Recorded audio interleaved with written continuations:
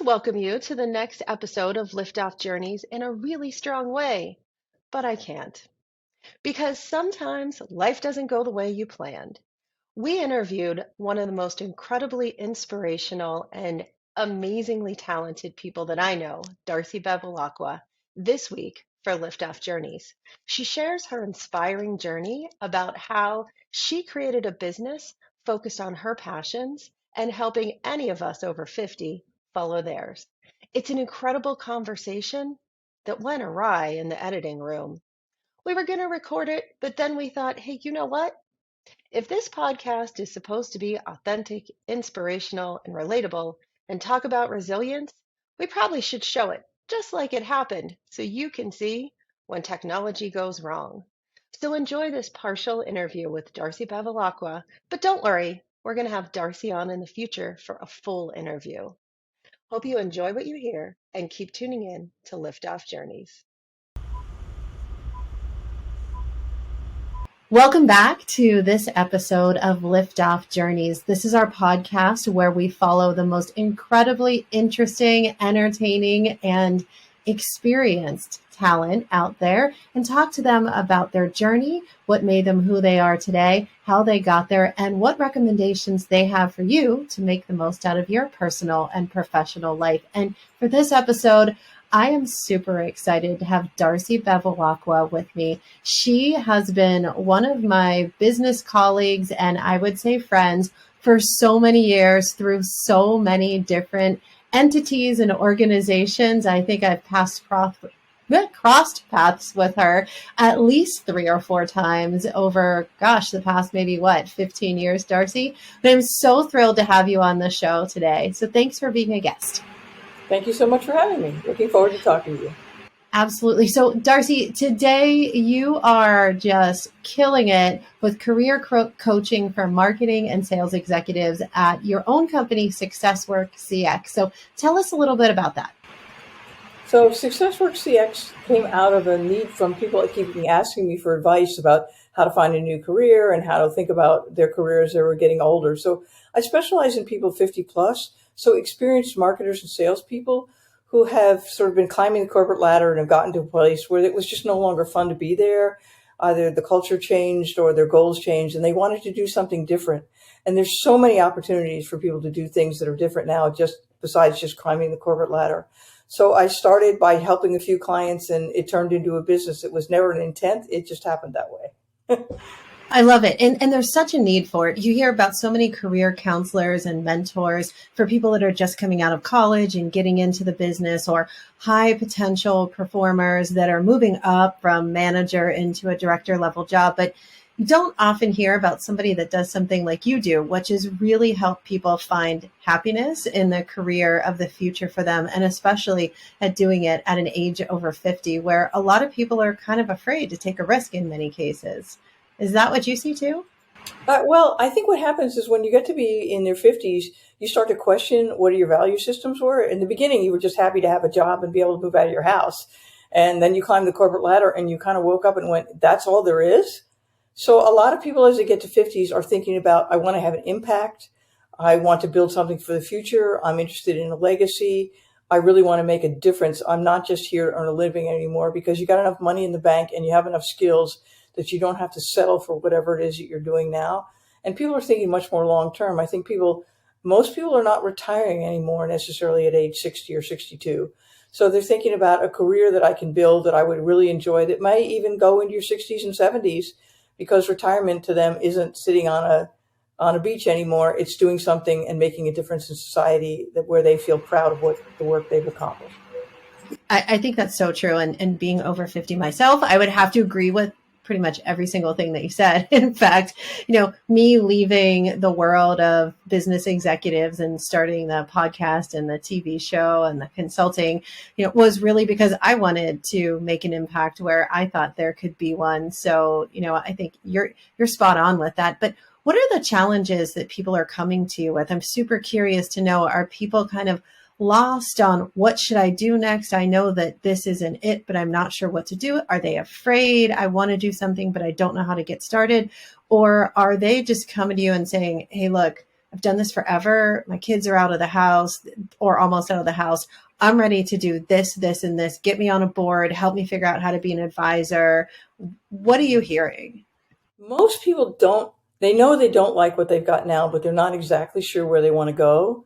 So the average person doesn't understand what their career direction is. So the first thing you have to do is starting to help people know themselves, because you can't decide your career direction unless you know what's important to you, what your real values are, and what you're really good at. Because when you go to work every day, you want it to actually be fun and you want to enjoy it. It shouldn't be just a slog.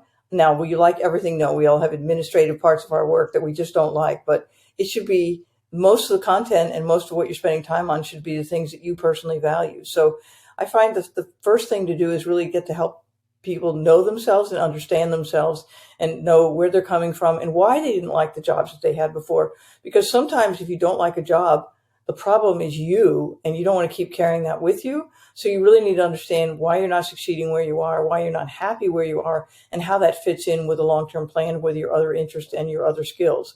Once you really know what that direction looks like, then there's a time to explore. So I introduce people to other people in that profession, so you might be able to talk to them to find out a little bit more about what it's like. And you can start exploring different opportunities to figure out what do you think makes a good fit for you. Surprisingly enough, even though most people think they don't know what they want, there's seeds of what they are going to do next already started in their career. They were just something they did a little on the side here, a little on the side there, and they didn't put it together in a way that they could see how it could lead them someplace else.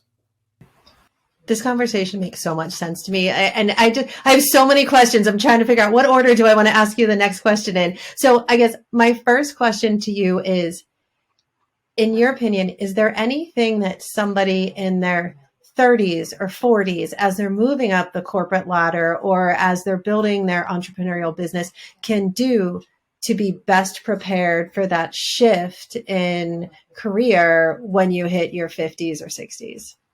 Yes, the first thing that you should do, and everybody should really do this, is be a continuous learner. Have a growth mindset. Think about everything as a new opportunity. So when things change at work, it's not negative. It's not bad for you. It's always a new opportunity. And if you can look at life's changes as an opportunity, and you find like you're a continuous learner and you're curious about new things, you'll find that instead of feeling like the door is closing on you as you get older, that the door is open and there's so many possibilities, you actually need help figuring out which one. And I think that's a whole lot better mindset and an easier place to be than feeling like the door is closed and I don't know where to go and I'm in the corner here. Yeah. And I was going to ask you as one of the questions, do you recommend that people always look at additional training, kind of dive into whatever their career path is? Marketing for me, should I be engaging in TikTok and figuring out that and ChatGPT and everything else? Or should I just focus on my craft as it is and try and build that? And if the opportunity arises, learn that. Do you think you should be more aggressive or just opportunistic? It depends on where you want to go and what you end up doing. Because some people are switching careers completely. They're going from being a marketer to owning a restaurant or doing another technology startup. So no matter what you're doing, what you should be thinking about is, for me to do well at where I'm going and for me to do well at the next step, what is it skills that I'm lacking that I need to learn? And whatever those skills are, to be a step above where you are, you should be focusing on learning those now and not waiting until you get there. And those very much are determined on where you're going and what do you think is important to you, because you may stay in marketing. You could own a restaurant. You might own an art gallery. You could start a TV show. All of those things would require different skills. And so you want to say, gee, I might start as a such and such. I might start as the owner of the restaurant, but what if I wanted to do a restaurant chain? What do I need to know about franchising? What do I need to know about those things? And so always be stepping at least one or two steps ahead and planning with that in mind for what you need to learn, and making sure you find mentors around you who can help teach you or take courses. That mentor piece is so important. And I can say firsthand, I knew nothing about having a TV show until I had a TV show. And I'm learning every day. There's not one day that goes by where I'm like, oh my God, that's the way it happens. I never knew that. If I knew that back when I was buying TV, the world would have been different. I could have made different decisions. And so it's so fascinating to me, but I love learning. So I think that's such a good piece of advice as far as mentors go. But when you're over 50 and you're looking to change careers, how do you find the best mentors? Do you find them in your existing network? Because I also know one of the challenges I have is, I can identify a lot of mentors, but they are the, truly like business leaders and icons and executives that sometimes I feel would be too busy to have the time to talk to me. Yet when I reach out, they're often the most welcoming people that I've met and are very interested in speaking to me and investing time.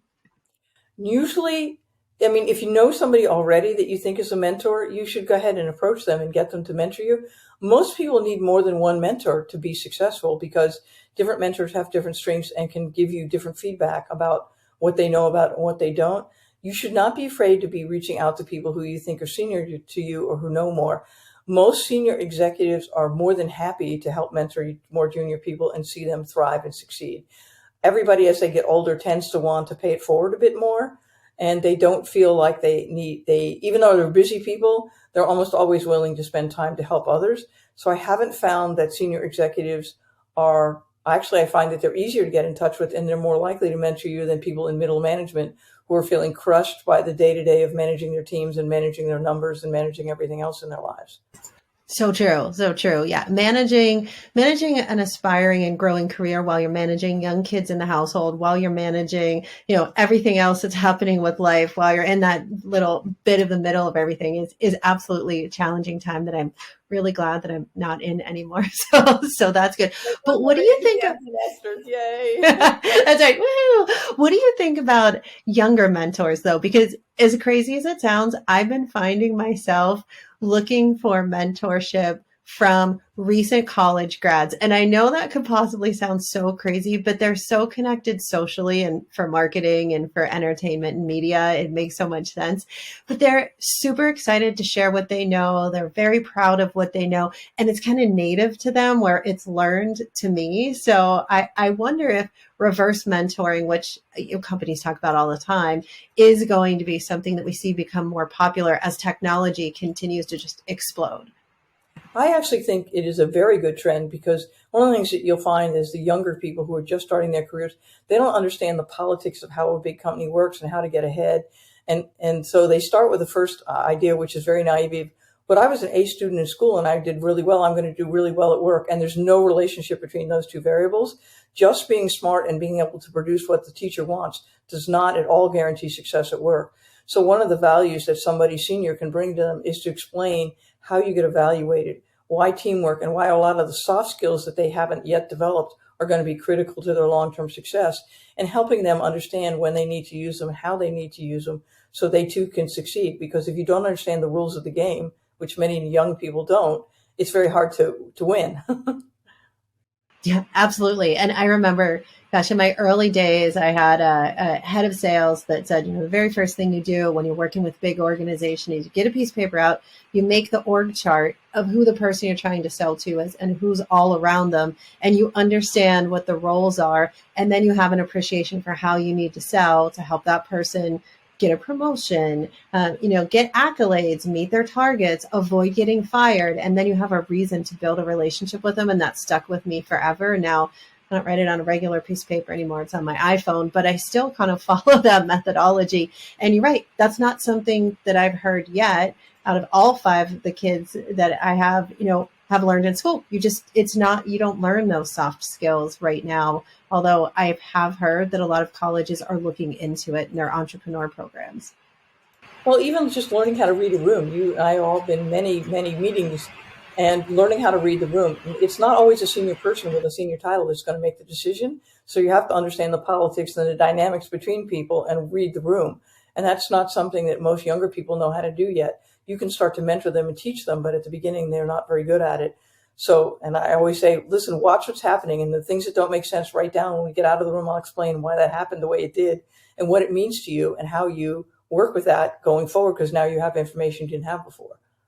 Yeah, that's great. That's great. I love that. So you mentioned that you weren't planning on getting into exactly what you're doing today, but now that you're in it, And I know that you're like the hot commodity that everybody wants to talk to and get advice from. You're like the Dear Abby of career change for the future. How do you feel about it? Are you happy that you made this change? Do you feel like you were led in this direction? What do you think every day when you wake up? I feel like I was led in this direction, and I actually love it more than I ever thought I would. I've gotten many opportunities in the last couple of years to go back and do something different, and I'm not interested. It's so much fun because senior people have such diverse experiences that all my clients are really different from one another, and they all go do different things. I have a client who was a software engineer and did a startup with a construction guy, and they're doing extremely well. I had a lawyer who went and did raise money and does a new PE firm and is doing extremely well. I've had a senior exec who was a CEO of a large corporation for 40 years, and he's now just gone on to be the board of directors for 2 different companies. I had an agency president, and he has joined another one of his old college friends and started a training program. So everybody goes in different directions. So that's what makes it fun for me and fun for them, because you're using the same sort of set of skills, but helping reflect back to them and helping them question and learn what's going to be the right path for you. There's no one answer. Everybody's path is different. So I find it fun and interesting, and I really like the people that I work with. And it's interesting because what now